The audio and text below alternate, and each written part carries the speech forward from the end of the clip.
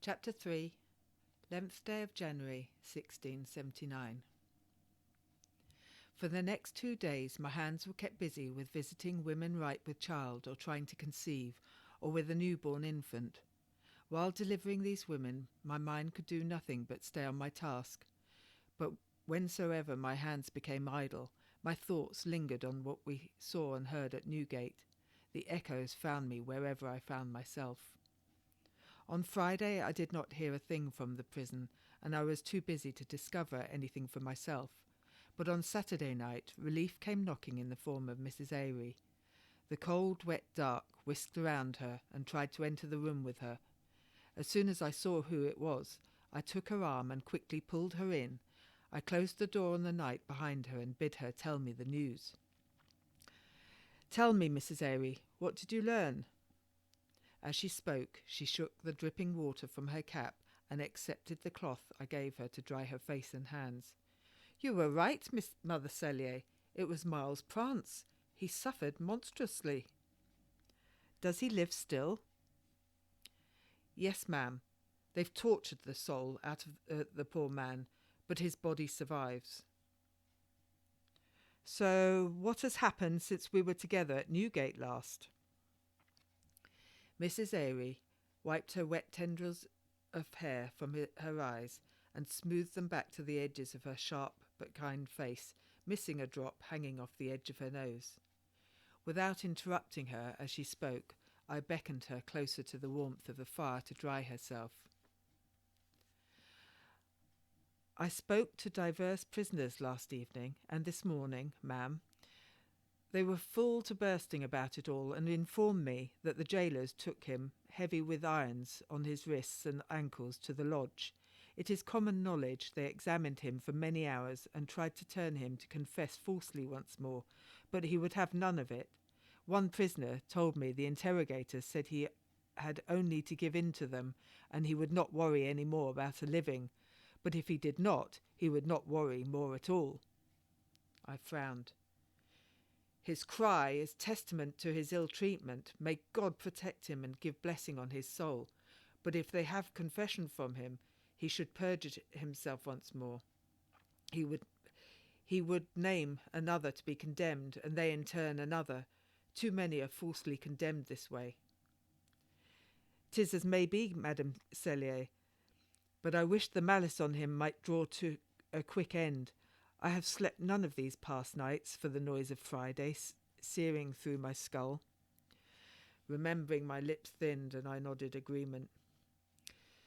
"We must pray they end this madness. Well, the poor man was examined on Friday morning, from hours before the cock crowed to past noon. The ears of the prisoners burned with his loud protestations." "Did they hear any of what was said when he was in the lodge? Was it a vain hope that he did not implicate another? Enough had already suffered in this whole bloody mess." "They did, ma'am. They said he shouted such things as that he did not know any of the matter, that he was innocent and would not perjure himself for them. He said, and I will tell you as I was told, 'What will you have me say? Will you murder me because I will not belie myself and others?' They crouched low so they could hear through the floor, and what they heard was that he was in great agony. Hard men said they had never heard the like." "And has it ended now? Have they finished with him?" I could hardly keep the tears from my voice. "No, ma'am. My young friend also failed to prevent tears." I took her hand, and she also held mine tight. "Before dawn this morning they started again, and again the prisoners who lay a spot above the hole heard him cry out. I myself saw the turnkeys carry a bed into the hole. Even knowing the answer, I went up to them and asked for whom it was for. They told me it was for Prance, and—" She gulped hard, and tears clung to her lashes, and they said he had gone mad, ma'am, and torn his bed to pieces." "Oh, how the poor man suffers!" I could not help but exclaim. "And is that an end to it finally?" Nearly, but not nearly enough. Tonight Prance was taken to be examined again for an hour of the clock. At the end of that hour they carried him towards the press yard, and that is all I know. I hope that brings the curtain down on this matter. This is nothing but a common witch hunt, with confessions and accusations sought from tortured men in the stead of women. What difference is there? No man deserves this treatment. We must see if we are able to help him, and how we may alleviate his pains. My vehement exclamation woke baby Maggie in the crib, and she whimpered. I tried before, ma'am, but they refused me. They said he did not want visitors. She paused for a moment before adding, the keeper had fresh blood on his shirt. Knowing the manner with which they had misused the poor man, the idea of blood on the keeper's clothes sickened me. Me, a trained midwife.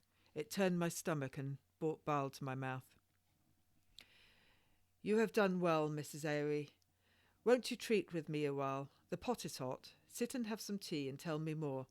Does anyone keep watch now? Not allowing her to deny my curiosity satisfied, I poured each of us a cup. Yes, I did not leave before Marie arrived, and thought you would wish for news as soon as I could reach you. Maggie became restless, and her whimpers turned into a low cry. I walked over to the crib and saw she was sleep crying, and leaned over to rub the little one's back until she quietened. I give you thanks, I said, hiding my wet eyes by looking at the baby. I have hungered for news. I will not rest easier for knowing, but at least I have the truth now. We must continue our efforts to reach him. What of Francis Correll, the coachman accused of carrying Sir Godfrey's body? Mrs. Airy sat in Pierre's chair before the fire and clasped the cup in both hands, a puddle forming around her boots. They say he also wishes for no visitors, not even his wife. I thought on this. And is he likewise treated? Leaving Maggie, I took the chair facing the woman I examined as relentlessly as any judge quizzing a witness.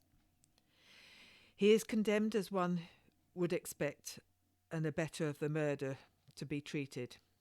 It was apparent by her dismissal she also condemned him, though he not yet be judged. He is not even to trial, I scolded. The evidence against him is not yet examined. He may yet be proved innocent of the charge. I rested my teacup on the arm of the chair to steady it against my angry shakes. It might be that Correll is as guilty or innocent as any other of carrying the body, as they say he is, but it is not for us to decide, Mrs. Airy. It is for none but the judge and jury to discover what happened that night, and that they have not yet done. Even sitting, I stamped my foot and managed to spill my tea. Mother Cellier, calm yourself. She held up a hand to stop my tirade. Let the men do their job and find the guilty ones, and we shall do ours, and that is to administer to the poor prisoners. It is not our place to prove or think one way or another. Mrs. Airy, you cannot think that we know nothing of it. That is most incredible. You have seen what I have seen, and heard what I have heard. Surely we are not to disregard everything that comes to us for the want of being the wrong sex. Whatever we think is neither here nor there. It is not our place. Mrs. Airy trailed off and sat rocking backwards and forwards in the chair.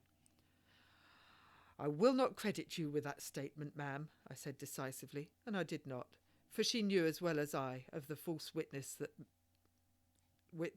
is with pockets heavy with coins to belie the innocents.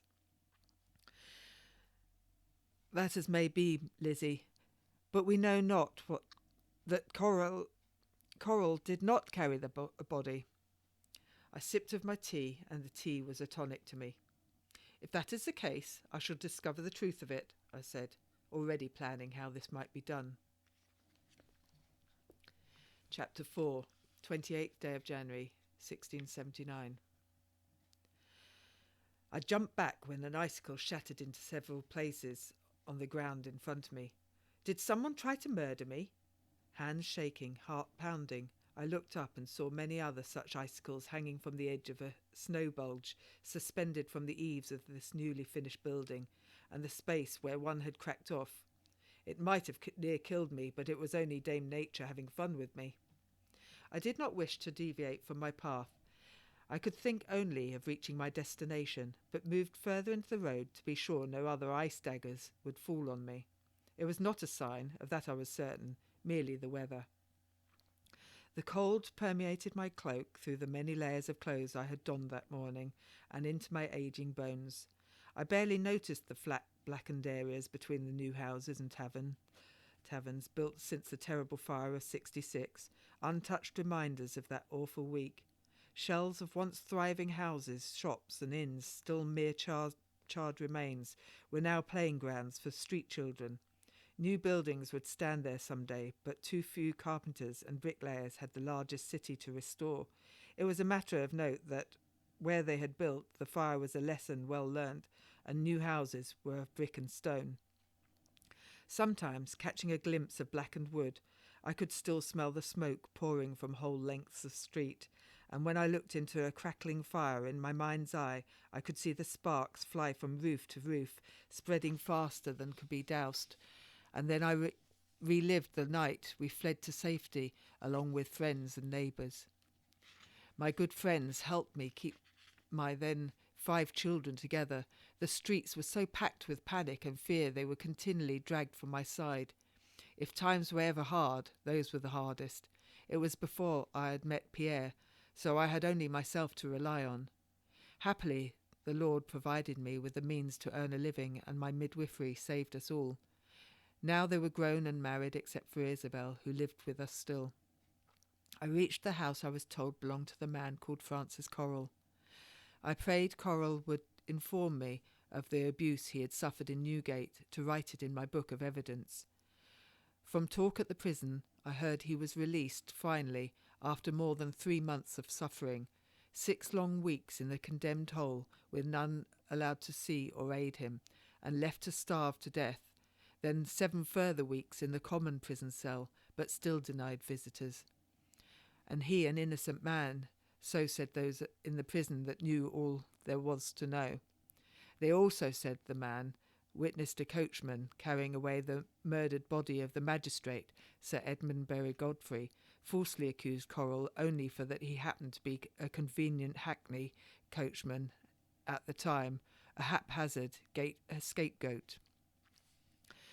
My knock echoed back to me, as it should not have done if the house was occupied.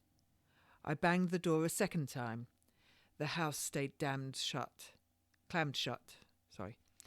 All was quiet and still inside. I thought about what Correll was accused of. I had prayed for Sir Godfrey's murderer to be discovered and captured as any other. Since the judge's body was found, fear was palpable on the streets, in the coffee houses, and in the homes of persons, both rich and poor. But to accuse a man for convenience was a terrible crime in itself, worse perhaps than the original crime, for every innocent that was implicated. Even having a witness swear to your whereabouts was no guarantee to prove innocence these days. I heard some had more than a single witness, yet still their proofs were discarded. The false accusers were determined to rid the country of Catholics with whatsoever means they had to hand, even if they used criminals and criminal ways to do so. I knocked hard on the door a 3rd time. If there was anyone at home, they did not answer. My journey was wasted. Then I spotted the slightest movement in the corner of the upper window, nearly out of sight. There was someone at home. No doubt they feared I was come to return him to prison. There were no sounds of children. Children rarely stayed so quiet unless they feared for their lives, or for those of their parents, if there were children there. How might I let him know I meant no harm? I had no token to prove myself safe. I had nothing but my midwife cloak. Perhaps if I could show it at the window, that might be enough to give confidence in me. I needed a pole or something tall, but such perfect things as a jouster's lance or a flagpole were not readily come by in the streets of London. However, In my mind was something I'd seen in the debris of a burnt house I had passed a small while ago. I walked back to where lay some lengths of beams, blackened and mostly burnt through. I did not need one to be strong, only long, so I picked up a length I could lift. I could not help but screw up my face at what it would do to my beloved garment. But if I wished to follow through on my plan, do it I must. Was it enough of a symbol of life that they would believe it did not bring them death? I had to try. I took off my well-worn cloak, more than mere symbol to me, more than a mark of my trade. Other than my children and my husband, the cloak was the thing I cared for most. Maybe other midwives did not care for theirs as much as I, and there were some that had sullied it with crimes of indifference. But from the first, when I put it on, it marked more than a career and a means of supporting my family after my husband deserted us. It was my pride and self-respect and my life. Now I hoped they would take it as a mark of trust inside this house. Hooking the shoulders of the cloak over one end, I winced at the charcoal blemish made where it hung against the charred wood, and where it rubbed along the beam's length. It was for the good of my cause. With my lips pressed together and resting the pole on the floor, I knocked one last time at the door. Then I held up the pole and waved my red cloak as a peace flag so that they might see it. There were not many folk on the streets, or I would have feared that I drew attention to myself. I should not risk being caught with one so late released from the plot. My arm ached trying to balance the pole, so I rested it on the ground. It was bitter cold, and I had begun to shiver. I should put my cloak on again. My efforts were fruitless and of no use. The signal had not worked, and no one had come to the door. They were likely in too much fear to come out of hiding. At the very least I had tried. What more could I do? I leaned the pole against the wall and put the outer garment back on, immediately warm and of my own character once more. I should go home and see if any had called on me. One last look at the window confirmed the stillness inside. No hint that they had seen me. I took the pole from where it leaned against the wall, turned and retraced my step along the road from whence I came. I had gone not more than 10 paces when I heard a call. "Midwife! Midwife! I beg you come back!" I turned to see a woman stood on the threshold of the house that had looked deserted shortly before. She held a youngster close in her arms, pressed to her chest to keep him quiet. Without a word, I turned and walked back to the house and introduced myself to her. "I am Mrs. Cellier, an honest midwife. I come to see your husband and offer my assistance to him, and to let him know that there are some of us that would dearly like to see him proven innocent, as we know him to be." "Can you dress wounds?" she said, shaking and jittery. "I have need of a doctor, but dare not call one." "I am able. Is it your husband?" She merely nodded. The tightness in her face told me she held back a great deal of feeling and was in need of some calm conversation. "I visit the prison, and they there heard talk of your husband and the wrongs that have been done him. They said he was released today, and I came to offer him and his family assistance." "You are the one they call the Popish Midwife?" It was a statement rather than a question. Mrs. Corrill did not react to my nod, but to stand back from the entrance and let me pass. She did not hold my name against me. Once in, she passed by me and led me to the living room at the back of the house. I was accustomed to the differing smells of homes, but here I was made to work hard not to retch at the smell of fetid meat. Curled under some bedding on the floor was a skeleton bare covered with living flesh and labouring to breathe. This man was closer to death than life. Though I did not need to ask, in my shock I asked anyway. "Mr. Corrill?" Again, a nod from the wife sufficed. 2 more children, girls of about 8 and 5 years of age, appeared from wherever they were hiding. They held their mother's skirt and warily regarded the blanket as if the man bent like a hairpin was not their father, but a sleeping monster that might wake and devour them at any time. He was covered with a wool blanket, so I could not see any injury and did not want to disturb him any more than necessary. "Where does he need dressing?" I said. "'Tis his legs." She bent down and shook the skinny shoulder. Francis, there is someone here come to dress your wounds. I will let her see." Francis stirred and murmured, "What use is it? I am already dead." His voice crackled scarcely above a whisper.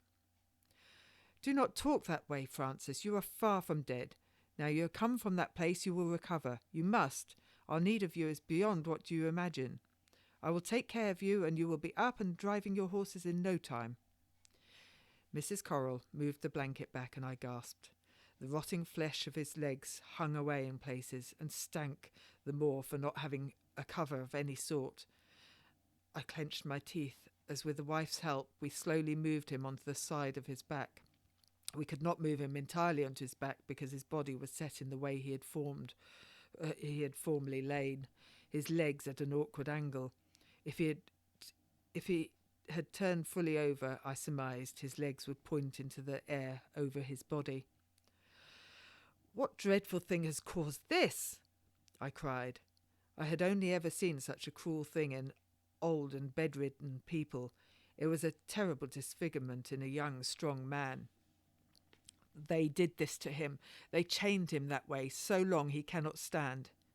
Mrs. Coral did not attempt to conceal her anger. 13 weeks he was cooped up in that foul place, and he, an innocent man. How do they dare do such an atrocious thing to any man, let alone an innocent one? How, I ask you? She knelt down next to her husband and tried to hold him, but could not, for he lay in that awkward position. Instead, with her apron strings high in the air, she lay her cheek against his and wet his face with her tears. From there she looked up at me and begged me bandage his legs and aid him as well as I could. Not every family could spare a fire in every room, nor even had more than one room. The door to the wooden box bed on the other side was open, and the bedding moved here onto the floor to be close to the warmth of possibly the only fire in the house. I was thankful he was not inside the bed, for that bad air around him would surely have killed him in such close space. I had to get down on my knees to be close enough to examine his legs, as if he had not been examined enough. So I hitched my skirts and lowered myself carefully down next to him. The stench this close turned my stomach, so I wanted to retch more than ever. I that was used to the prison. I could barely look, but forced myself to look anyway. I was glad for the grey of the day. I could already see more than I wished to see. Where hard shackles had gripped the legs beneath a thin layer of ragged, bleeding flesh, I saw white bone. The flaps of skin hanging from the wound were already decayed, and that, I surmised, was what smelt so putrid. "Call a surgeon," I said. "This is no job for a midwife." "No, I will not have any man in the house," she cried. "How could I trust a man? Just see what they did to my husband." I understood her. Who might a person trust when the finger pointed any which way at both guilty and innocent? Without reason, distrust became widespread. And who was I to tell her to place her trust in one that might as easily turn a person in for a few coins, when I myself had come to distrust all but a few? This family had suffered too much already. "The wound must be cleaned, or he will lose his legs. Bring me some boiling water, a knife, a candle, and some garment or sheet I can tear for bandages." I could lose my midwife licence for doing this, but what else in God's name could I do? Gladly I watched the woman get off her knees, move to the fireplace, and hang the kettle on a hook. It was best she was kept useful. Then she bustled over to the linen cupboard and took a sheet from the meagre pile of bedwear. When she handed it to me, I knew it was her best. There were few worn patches, and the edges were not frayed like the one her husband lay on, and they had probably shared at night. It took a while for the kettle to boil. In that time we tore the sheet into strips. She did not flinch the slightest at destroying her good sheet, and talked quietly. I took him bread and milk. He would not let me give it to him. Who would not? The wicked one at the door. He threw the milk on the floor, right in front of my poor Francis, right in front of him, where he was dying for want of a drink. I tell you, the soul of that one is already in the hands of Satan. What was his countenance, that I might know him? Ugly as the devil's own. I cannot say how he looked, only how ungodly and wicked he was. Mrs. Coral tore a strip of cotton with the roughness of one avenging herself on the man in her thoughts. Thrice she ripped the sheet from end to end, and dust filled the air. But I will say that I never wish to see him again. Was he distinguished by any mark? He had a hard hand, she said, touching her own hand to her cheek. He hit you? Divers times. Once for my audacity in giving my husband bread. Oh, wicked, so wicked. What kind of man was he, that he would not allow simple fare as that to a starving man? I could not help exclaim, though I knew it to be commonplace. That was not the end of it, she said. He most cruelly denied me to see my husband when I came to the door of the cell. He made me look to the floor, and told me that if I looked upon my husband, he would make sure Francis would not see his children for a long time. We both knew what he meant by that. That was when he threw the milk in there. He could not let me enter the door. He would not let me enter the door. My poor man was in a sorry state even then. Though I was denied sight of him, I heard him groan and cry in pain. If the poor woman was outraged at the horror of this, I was just as so. It was inhuman. Then he sent me away without my ever setting eyes on my poor husband. Could a man be so cruel? She echoed my own thoughts. If you did not see your husband, are you certain it was he? As certain as he now lies here before us. It was his voice, and here is the proof of their work. What will become of us now? Believe me, I will discover who did this to Mr. Coral. They must not be allowed such barbaric freedom. It was as if that man that lay before me was the source of those screams 3 weeks earlier, that dreadful noise that still lived in my head. It was beyond belief such brutal things continued in this enlightened time, and they happened with the blessing of those who had the power to stop them.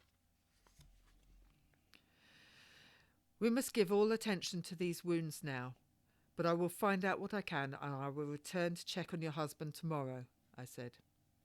Before I left, I took out my purse and gave Mrs. Coral some coins to buy food for the children. The children looked as if they would otherwise take after their father and waste to the bone. Sense and hunger had long outweighed pride in her, and she took it gratefully, curtsying as if I was a lady of high society. Be sure to eat something of it, I added. If I did not say so, it was likely she would not. A mother would oft feed her children and have none for herself.